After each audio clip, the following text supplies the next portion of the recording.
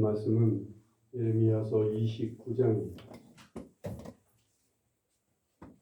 예레미야서 29장 11절 말씀 1096페이지쯤에 있습니다. 구약성경 1096페이지쯤에 예레미야서 29장 11절 말씀 다 같이 함께 봉독하겠습니다. 다시 봅니다. 여호와의 말씀이니라. 너희를 향한 나의 생각을 내가 아나니 평안이요 재앙이 아니니라. 너희에게 미래와 희망을 주는 것입니다. 아멘. 역사를 기억하지 못하는 민족에게는 미래가 없다는 말이 있습니다. 요즘 따라 그런 말 참 자주 합니다. 왜냐하면 역사는 반복되기 때문에 그래요. 그 역사를 이뤄가는 사람들이 다 인간들이잖아요. 인간은 과거나 현재나 다 똑같습니다. 그 사람입니다. 그래서 인간의 역사인 이 역사는 사람이 사는 세상이라 옛날이나 지금이나 똑같이 반복되게 되어 있습니다. 그래서 인간의 역사를 잘 기억해야 그때 실수했던 것을 오늘은 실수하지 않아야 돼요. 그때 잘못했던 것을 오늘 잘못하지 않기 위해서는 역사를 잘 기억해야 됩니다. 그때 성공하고 그때 잘 될 수 있었던 것을 오늘 기억해서 오늘 이때도 우리도 그렇게 잘해야 좋은 일을 맞이할 수가 있게 되는 거죠. 가령 예를 들어서 우리 집안의 역사를 잘 모르면 할아버지 때 잘못했던 것들, 우리 아버지 때 실수했던 것들을 내 때에서 또 합니다. 내 자식들이 또 그 짓을 또 합니다. 왜냐하면 그 손주들의 잘못을 기억을 못하니까. 우리 할아버지가 잘못하고 실수해서 우리 아버지가 잘못되고 실수해서 우리 집안이 이렇게 어려워지고 어두워졌던 것을 기억하는 자손들은 절대 그런 실수 안 하려고 합니다. 나는 할아버지처럼 그렇게는 안 할 거야. 나는 우리 아버지가 한 그 잘못, 그 실수 나는 안 해야지. 그리고 기억하게 돼요. 여러분, 우리 신앙인들의 역사, 하나님을 믿는 백성들의 역사는 어디에 있어요? 이스라엘의 역사를 보면 알 수가 있어요. 신앙인들의 역사와 하나님 나라의 역사의 반복은 계속 이스라엘 나라의 역사를 통해서 오늘 우리에게 계속되고 있는 거예요. 이스라엘의 역사를 기억해야 그래서 오늘 신앙생활을 잘할 수가 있어요. 그들이 범했던 잘못, 그들이 범했던 실수, 그들이 또 한 가지 잘했던 그것들을 기억해야 오늘 신앙인들이 그들이 밟았던 신앙의 역사를 다시 밟지 않고 그들이 밟았던 그 고난의 역사를 다시 겪지 않을 수 있기 때문에 그래요. 그래서 이스라엘 역사는 참 중요합니다. 신앙인들에게. 오늘 말씀은 이스라엘의 역사 속에서 주신 말씀이에요. 우리가 한 해를 마감하고 새해를 맞이하는 오늘 우리에게 주신 하나님의 말씀이기도 해요. 실은 저는 오늘 이 본문을 작년은 코로나를 지내는 오늘 우리에게 여러 번 말씀을 전하고 싶어서 실은 저는 마음속으로 이 말씀을 전하고 싶었는데 이 말씀을 전하고 싶다가도 말씀을 기다리면 딴 말씀 주시고 딴 말씀 주셔서 영 이 말씀을 저는 좋아하는데 그리고 전하고 싶은데 정말 희망적인 메시지라 꼭 전하고 싶은데 허락을 안 하시는 것 같아요. 그런데 오늘 이 마지막 송구영신 예배 때 오늘 이 말씀을 전하라고 하시는 것 같아서 기쁜 마음으로 이 말씀을 준비했어요. 오늘 이 말씀을 이해하려면 오늘 이 말씀을 주신 그때 상황의 이스라엘의 역사를 우리가 지금 이해해야 돼요. 어떤 상황에서 어떤 역사 속에서 주신 말씀인지를 알아야 오늘 이 본문 말씀을 우리가 잘 받아들일 수가 있어요. 이스라엘이 남북으로 갈라져 있었어요.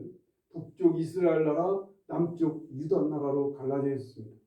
북쪽 이스라엘은 애초부터 하나님을 떠나서 살다가 BC 722년에 망합니다. 북쪽 이스라엘 나라가 철저하게 망한 걸 보고 남쪽 유다 나라의 요시아라는 왕이 젊어서 왕이 됩니다. 북쪽 이스라엘처럼 망하지 않아야 되려면 어떻게 되는가? 우리는 저렇게 하면 안 되겠다. 요시야 왕은 왕이 되면서부터 철저하게 하나님을 찾고 구하기 시작합니다. 그러기에 힘써 하나님의 말씀을 따라 온 나라를 통치하게 됩니다.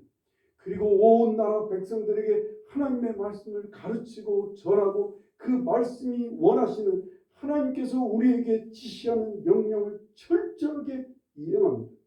그러자 하나님께서 다 쓰러져가고 다 망해가는 유다라는 나라를 크게 부흥시켜 주셔요. 그런데 젊은 나이에 요시야 왕이 전쟁에 나가서 아주 아깝게 죽습니다. 그 아들 여호아스라고 하는 아들이 왕위를 물려받는데 애초부터 하나님을 찾는 사람이 아니었어요. 그래서 왕이 된 지 3개월 만에 바벨론의 이 애굽 나라에 붙어서 애굽 나라와 화친을 깨다가 북쪽에 있는 바벨론 왕의 미움을 받습니다. 바벨론 나라가 침공을 해요. 그래서 왕이 된 지 3개월 만에 여호아스라는 왕은 죽게 됩니다. 그리고는 1차로 이스라엘 남쪽 유다는 망해버립니다. 바벨론한테 완전히 점령을 당하고 수많은 사람들이 포로로 잡혀가게 됩니다. 이게 1차 멸망이에요. 바벨론. 그리고는 바벨론 왕이 여호야김이라고 하는 그 아들을 왕위에 올려놓습니다. 여호야김이라고 하는 아들을. 이 왕 여호야김도 역시 하나님을 찾고 구하는 왕이 아니었어요. 그래도 11년 동안 왕위를 이어받아서 이스라엘 나라를 남쪽 유다를 다스리다가 그 아들이 그 여호야김이라는 아들이 왕위를 물려받습니다. 역시 여호야김도 하나님을 구하고 찾지 않는 사람이었어요. 또 바벨론은 다르지 않냐고 남쪽 애굽에 있는 애굽 나라를 화친하려고 하는 소식을 듣고 득달같이 북쪽에 있는 바벨론 왕이 군사를 이끌고 쳐들어옵니다. 여지없이 망하게 됩니다. 남쪽 유다는 다시 2차로 멸망하게 돼요. 여호야긴 왕도 그다음 그 온 가족들이 다 포로로 잡혀가고 그때 많은 사람들이 잡혀갑니다. 그때 잡혀갔던 대표적인 인물이 다니엘, 에스겔 이런 사람들이 2차로 멸망했습니다. 남쪽 유다는 2차로 멸망해서 완전히 깨져버린 상황입니다. 그리고는 바벨론 왕이 요시아의 아들이었던 시드기야라는 사람을 왕위에 올려놓습니다. 그리고는 바지사장처럼 왕위에 올려놓고 바벨론은 또 다시 떠나가는 거예요.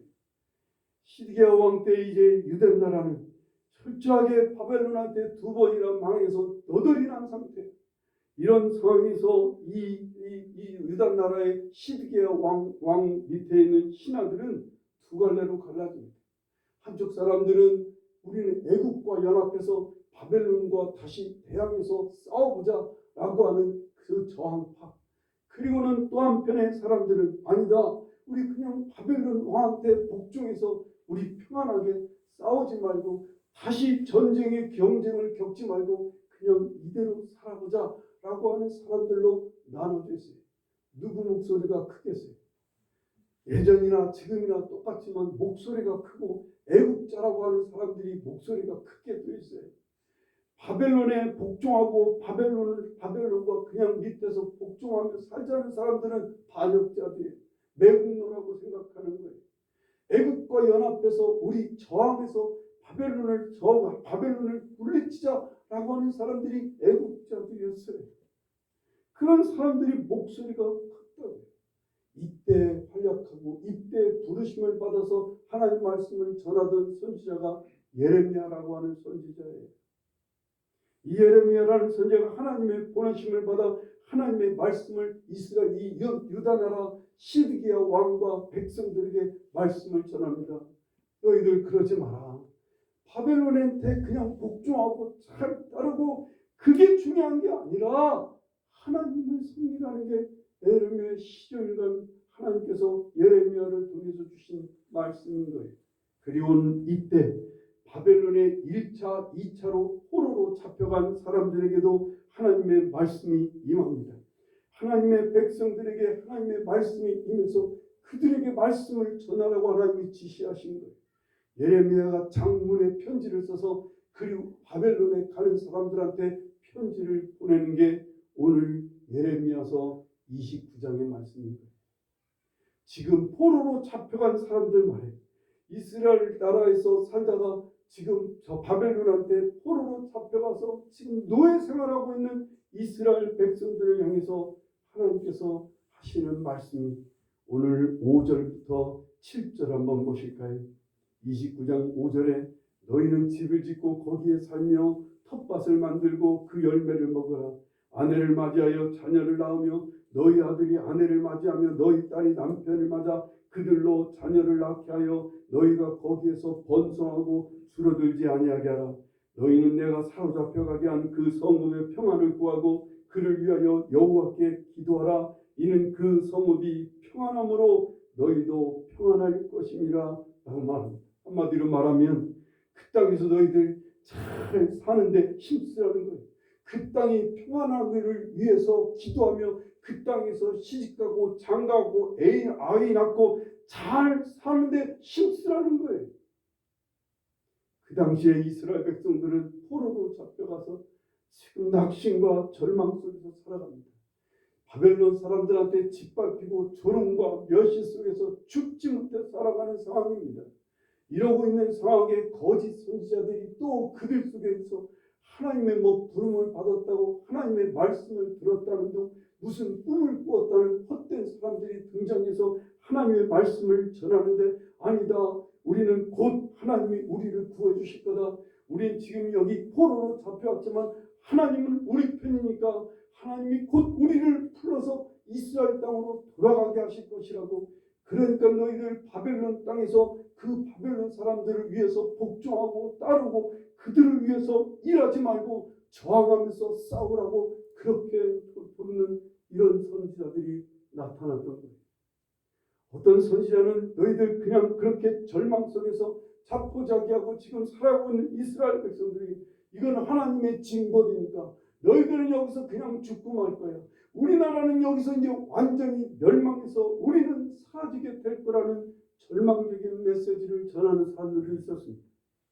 이런 상황에 있는 사람들에게 하나님은 아니야.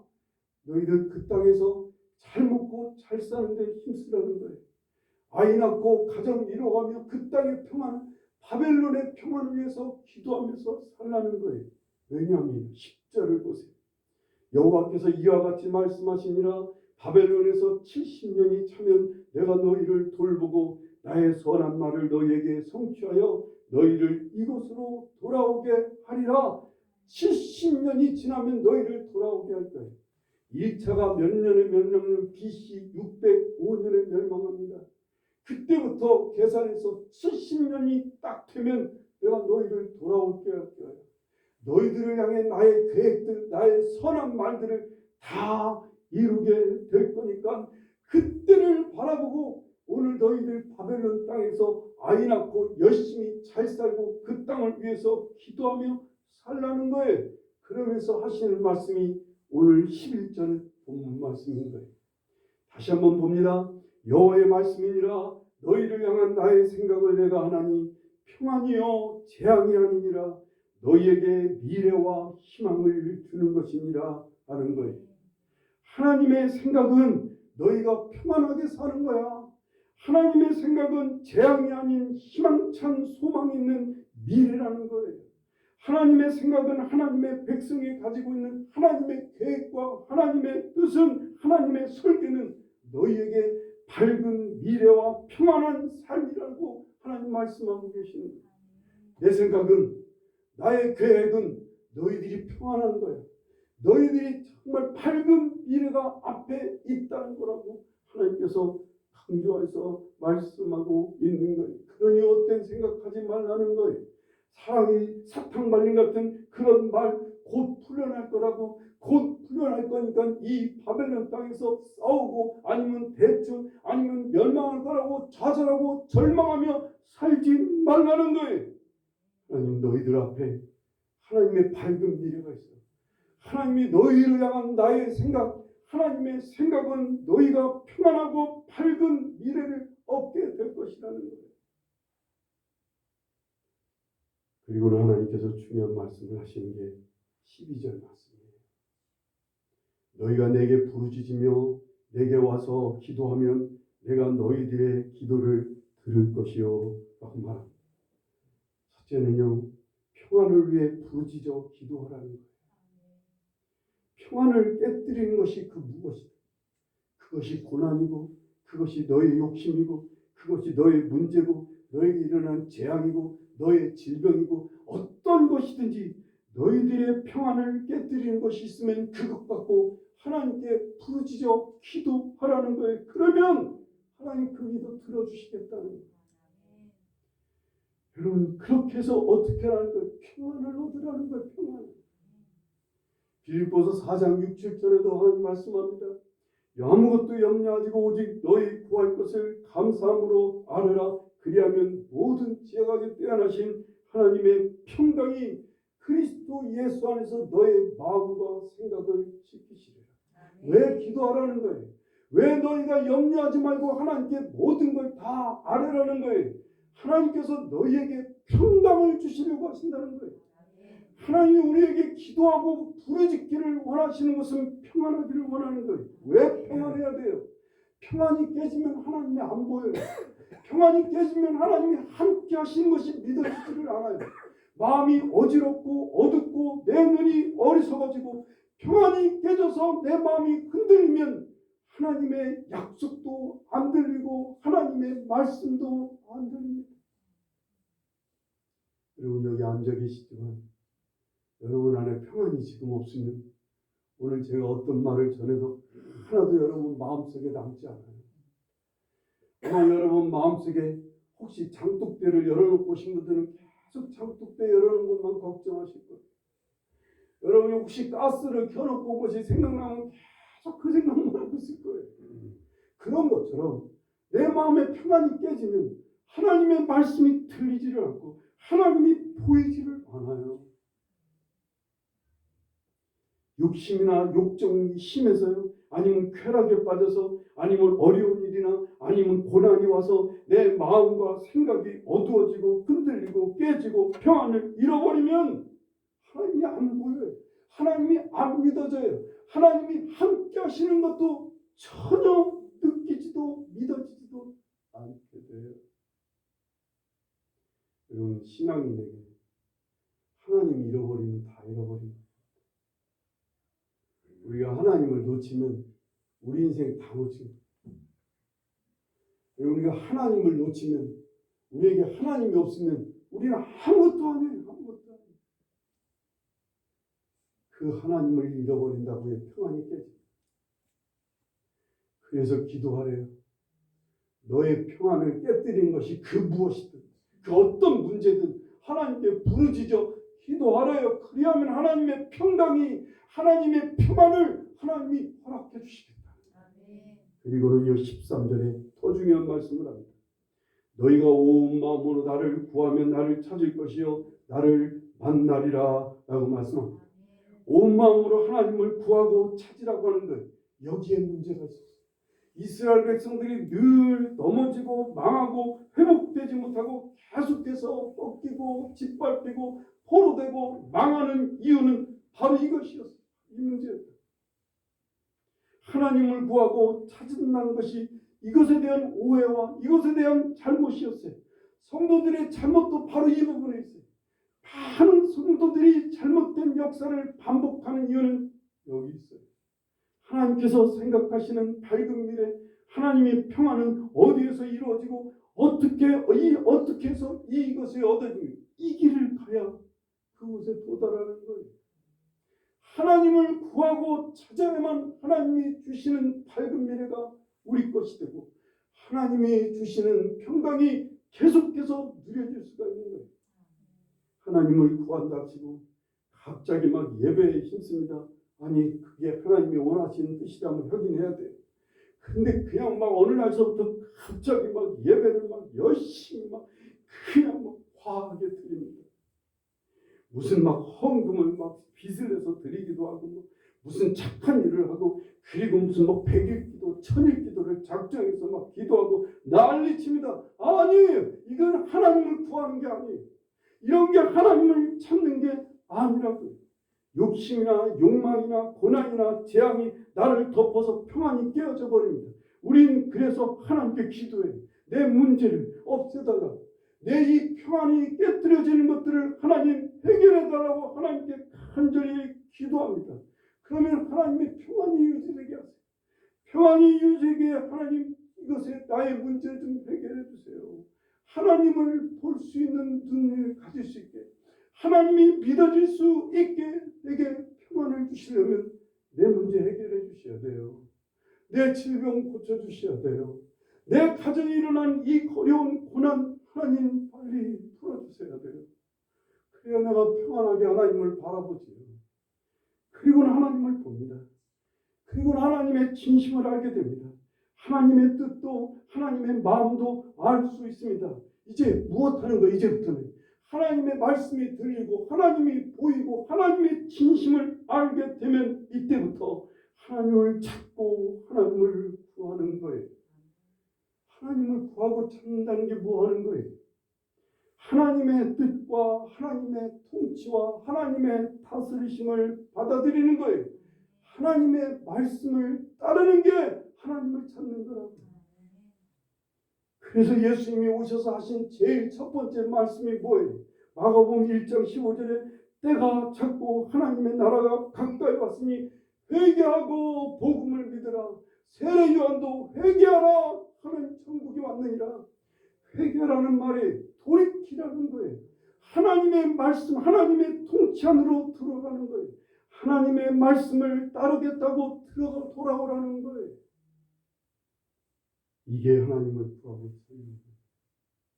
이스라엘 향해 책찍을 찍고 그들을 짓밟고 그들을 멸망하게 하신 하나님의 뜻이 뭐예요? 당신의 백성이 하나님을 구하기를 원하시는 거예요. 하나님을 찾기를 원하시는 거예요. 더 쉽게 말하면 하나님의 다스리심 안에 하나님의 말씀을 듣고 따르기를 원하시는 거예요. 그래서 많은 선지자들은 계속 반복해서 여호와께 청종하라는 말을 반복해서 하셨거든요. 그래야 밝은 미래가, 그래야 평안한 삶이 계속 유지될 수 있기 때문에 그래요. 하나님을 온 마음으로 구하고 찾는다는 것은 이제는 내가 온 마음으로 하나님을 따르겠다는 거예요. 하나님을 쫓아가겠다는 거예요. 하나님이 보이지 않도록 흔들리고 나를 어두워지는 이런 것들을 하나님께 기도하고 간구하며 하나님의 은혜를 입어 평안함을 유지하게 되면 이때부터는 본격적으로 하나님을 따르기 시작하려고 하는 거예요. 하나님의 말씀에 귀를 기울이고 하나님이 내게 무엇을 원하시고 말씀하시고 지시하시는지 기다렸고 그것을 듣는 대로 열심히 행동에 옮기는 거예요. 거래하듯이 무슨 억만금의 헌감을 하고 자기 이름으로 교회당을 세우고 무슨 착한 일을 하고 몸으로 희생하면서 하나님 이렇게 내가 하나님께 열심을 했으니 내가 이런 공로를 보였으니 하나님 내가 이렇게 하나님 앞에 드렸으니 나 좀 도와주세요. 나 좀 계속해서 축복해 주세요. 나 좀 계속해서 살펴주세요. 이렇게 하는 게 하나님을 구하고 찾는 게 아니란 말입니다. 그런데 이 잘못된 역사를 계속해서 해요, 신앙이.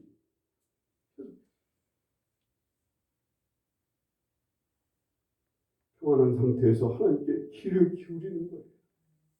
나를 요동하게 하고 나를 불안하게 하고 나를 두렵고 실망케 하고 힘들게 하는 것 좀 하나님 벗겨주세요. 하나님 이것 좀 치워주세요. 그래서 이제는 하나님만 따르는 삶, 그래서 이제는 하나님의 통치를 받아들이며 살게요.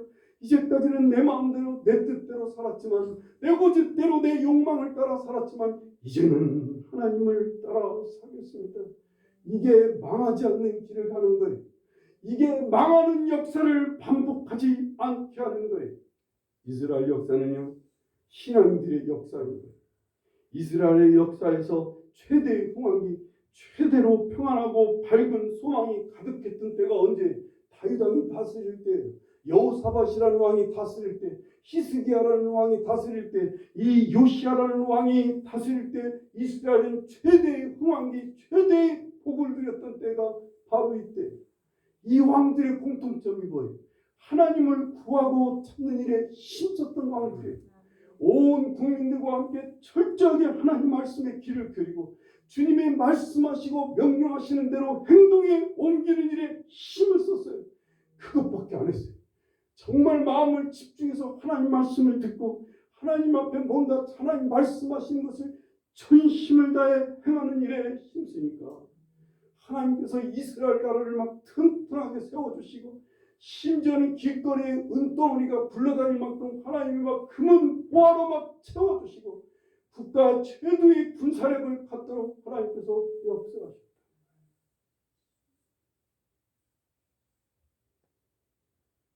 반대로요. 예수님의 다스리심을 거부했던 이스라엘 백성. 예수님께서 이 땅에 오셨는데 하나님의 말씀이신 예수님을 거부하고 심지어는 예수님을 십자가에 못 박았던 이스라엘은 어떻게 됐어요? 예수님 돌아가신 지 37년. 예수님이 그냥 33세에 돌아가셨다고 치고 37년 만에 AD 70년에 로마에 의해서 철저하게 망합니다. 정말 로마 군인들을 막 몰아내고 이스라엘 백성들이 로마의 지배 아래 있다가 이 로마의 군사들을 막 물리쳐서 이 일개 연대를 다 죽입니다. 하나님이 우리를 도와주셔서 우리가 이제 해방됐다고 이제 하나님이 도와주실 것을 믿고 막 열심히 성전의 제사를 드리기 위해서 성전을 막 새로 막 뜯어 고치고 치우고 청소하고 우상을 치우고 그리고는 한다는 짓이 성전 제사를 위해서 백성들에게 막 헌금을 거두어드리고 세금을 더 많이 받는 거예요. 백성들의 삶은 막 지칠 대로 힘들고 괴롭고 각종 불의와 불법이 난무하고 있는데 지들은 자리다툼하고 권력다툼하면서 백성들을 짓밟고 백성들을 또다시 로마 군인들이 지배하는 것보다도 더 악랄하게 지배했다는 거예요. 하나님을 찾는 게 아니었어요. 하나님의 말씀에 귀를 기울이지 않고 하나님의 말씀이신 주님을 거부했기에 하나님께서 이스라엘 로마 군인들을 다시 보내셔서 철저하게 멸망하게 하셨어요. 하루에 110만 명의 이스라엘 사람들이 죽입니다. 7만여 명의 포로로 잡혀 비참한 죄를 받고 그 후로 2000년을 동안 이스라엘은 나라를 잃고 전 세계 곳곳에서 각종 질시와 멸시와 조롱과 핍박과 죽임을 당하면서 살아가는 것이에요. 여러분, 하나님의 뜻이 뭐예요? 하나님 우리에게 평안과 밝은 미래 주시고 싶어요. 그러기 위해서는 하나님 우리에게 하나님께 기도하고 부르짖으래요. 그래서 평안을 얻으래요. 그리고 하나님을 힘써 구하고 찾으라는 온 마음으로 하나님을 구하고 찾으래요. 그리고 우리 2022년 우리에게 다가왔습니다.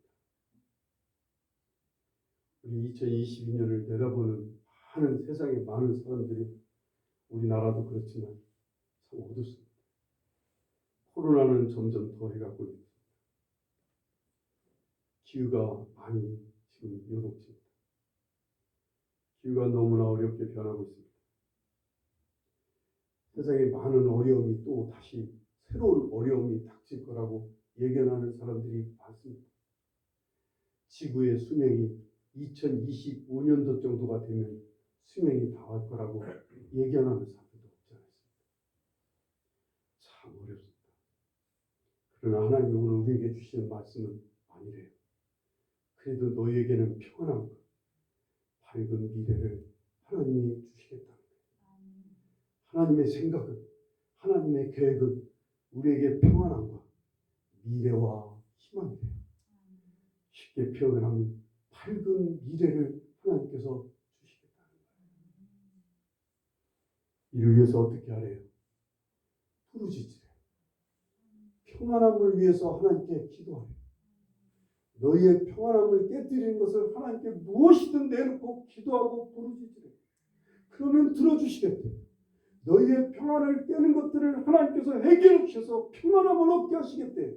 그리고는 온 마음을 다해 하나님을 구하고 찾으래요.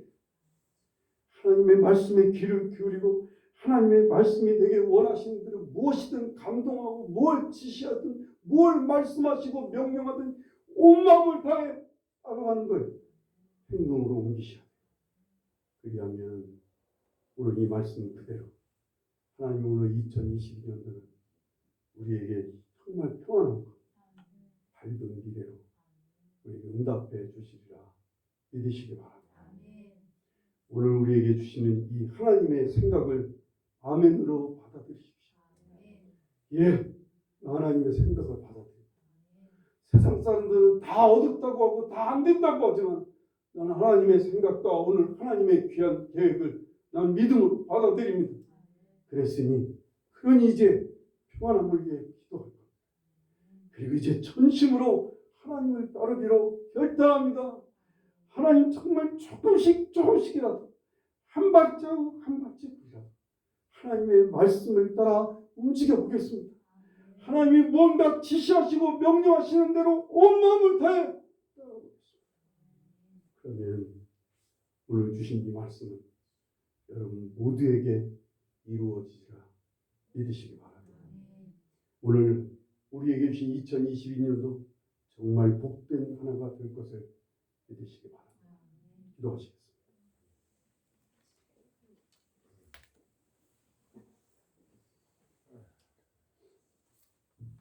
우리 시간 하나님께 기도하십시다. 오늘 주신 말씀대로 하나님의 생각을